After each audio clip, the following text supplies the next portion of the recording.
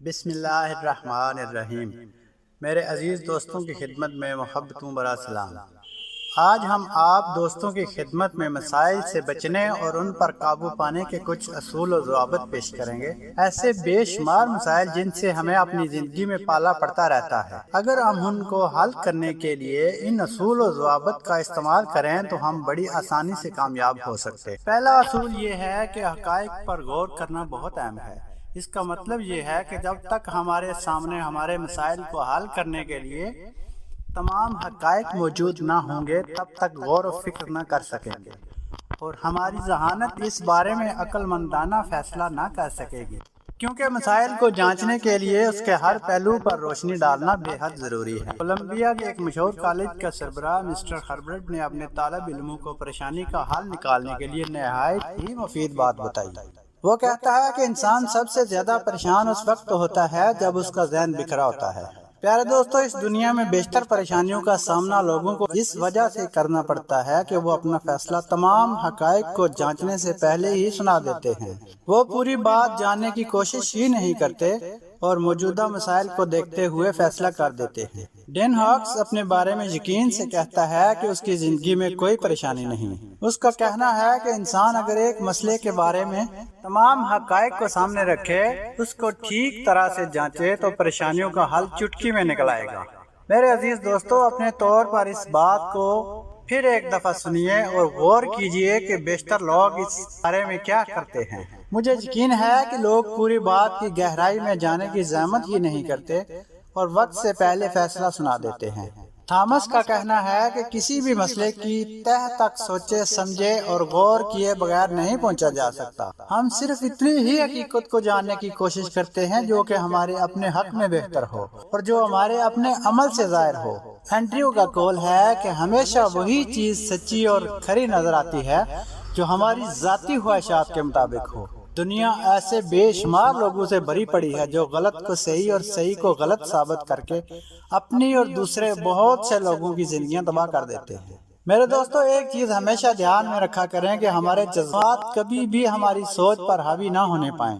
یہ کام تھوڑا مشکل ضرور ہے، لیکن تھوڑے تحمل کا مظاہرہ کرنے سے سب ممکن ہے۔ جب ہم زیادہ پریشان ہوتے ہیں تو ہمارے جذبات ہمارے قابو میں نہیں رہتے اور ہم بیشتر غلط فیصلے کر دیتے ہیں۔ میرے بھائیو، میرے دوستو، اگر ہم ان دو تصورات پر غور کریں تو یقیناً ہمیں حقائق کو سمجھنے میں بہت مدد ملے گی۔ جب بھی ہم حقائق کو جاننا چاہیں تو ایک بات ہمیشہ ذہن میں رہے کہ یہ حقائق ہم دوسروں کے لیے اکٹھے کر رہے ہیں۔ اس طرح ہمارے جذبات ہماری سوچ پر حاوی نہیں ہوں گے اور کوئی بھی فیصلہ کرنے میں آسانی رہے گی۔ کسی مسئلے کے بارے میں حقائق اکٹھے کرتے وقت مسئلے کے دونوں پہلوؤں کو مد نظر رکھیں۔ منفی پہلوؤں کی صورت میں چاہے نقصان ہی ہو، دنیا کی کوئی بڑی سے بڑی عدالت اور کوئی بہت ذہین انسان بھی ایسا نہیں ہوگا جو اتنا قابل ہو کہ حقائق کو جانے بغیر کسی مسئلے کا فیصلہ کر سکتا ہو۔ چنانچہ اپنے مسائل کو حل کرنے کے لیے حقائق پر غور و فکر کرنا پہلا اصول بتایا۔ وقت کے ساتھ ساتھ میرے بہت سے تجربوں نے یہ بات مجھ پر واضح کر دی کہ وقت سے پہلے فیصلہ میرے لیے کس قدر نقصان دہ ثابت ہو سکتا ہے۔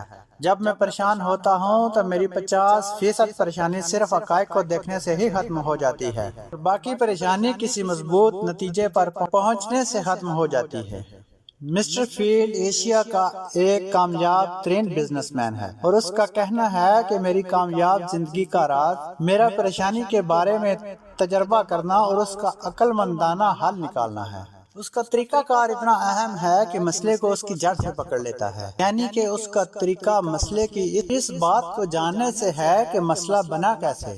میرے عزیزو، یہ تمام باتیں بظاہر عام اور بے معنی سی لگتی ہیں، لیکن ایک بار ان اصولوں کو اپنا کر دیکھیں، آپ حیران رہ جائیں گے جب مثبت نتائج سامنے آئے۔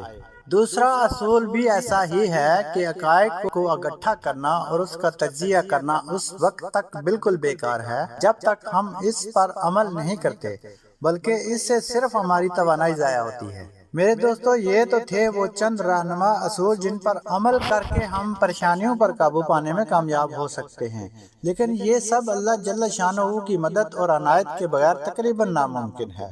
میرے دوستو، ہر مشکل گھڑی میں اور مصیبت اور پریشانی میں اللہ سے دعا اور مدد مانگتے رہا کریں، بہت ہی عاجزی اور خشوع کے ساتھ۔ حضور سرور کائنات کی ذات اقدس پر درودوں کا نذرانہ پیش کرنے کے بعد اللہ کے حضور گڑ گڑا کر اس طرح دعا مانگیں: اے اللہ، جن لوگوں کو تو نے ہدایت دی ہے ان کے زمرہ میں تو مجھے بھی ہدایت دے، اور مجھے بھی ان لوگوں کے زمرہ میں دنیا و آخرت کی عافیت دے جن کو تو نے عافیت دی، اور جن لوگوں کا تو کارساز بنا ان کے زمرہ میں تو میرا بھی کارساز بن جا۔